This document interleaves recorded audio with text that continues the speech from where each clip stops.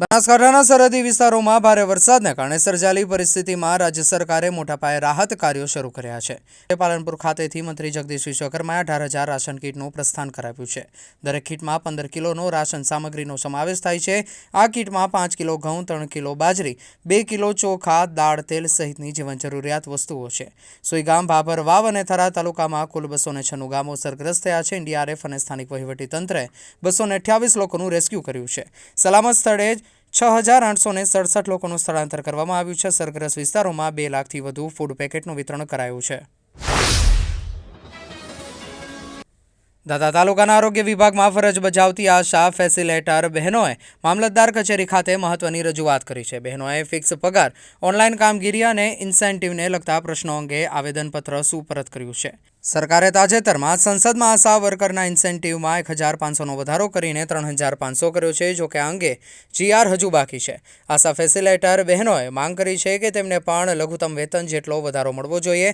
બહેનોએ સગર્ભા કર્મચારીઓને 180 દિવસની રજા આપવાની માંગ પણ કરી છે। વધુમાં સરકાર દ્વારા માંગવામાં આવતી ડિજિટલ કામગીરી માટે ટેબ્લેટ અથવા યોગ્ય મોબાઈલ ફોન આપવાની વિનંતી કરી છે। ભાજપ નેતા પીએમ માળીના પુત્ર અક્ષય માળીએ તેમના વાયરલ થયેલા વિડીયો અંગે સ્પષ્ટતા કરી છે। 31મી તારીખે વીઆઈપી દર્શન અંગેનો વિવાદાસ્પદ વિડીયો સામે આવ્યા બાદ તેમણે નવો વિડીયો જારી કર્યો છે। અક્ષય માળીએ સોશિયલ મીડિયા પર પોસ્ટ કરેલા વિડીયોમાં જણાવ્યું કે તેમને ટાર્ગેટ કરવામાં આવી રહ્યા છે। તેમણે સ્પષ્ટ કર્યું કે તેમને કોઈ વીઆઈપી સગવડ આપવામાં આવી નથી। મંદિરમાં પ્રવેશ કર્યો ત્યારે મંદિર બંધ થવાનો સમય હતો।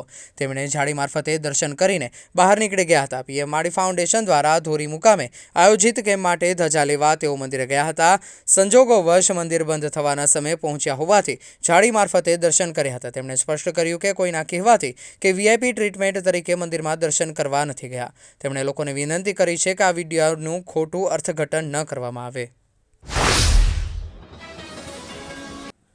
ગુજરાત વિધાનસભાના અધ્યક્ષ શંકરભાઈ ચૌધરીએ રાધનપુર અને સાંતલપુર તાલુકાની મુલાકાત લીધી હતી। તેમણે ભારે વરસાદથી થયેલા નુકસાનનું નિરીક્ષણ કર્યું હતું।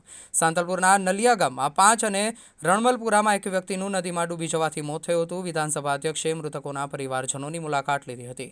તેમણે દરેક પરિવારને સાંત્વના આપી હતી। આ દરમિયાન તેમણે સ્થાનિક પદાધિકારીઓ સાથે બેઠક યોજી હતી। બેઠકમાં પૂરથી થયેલા નુકસાનની સમીક્ષા કરવામાં આવી હતી।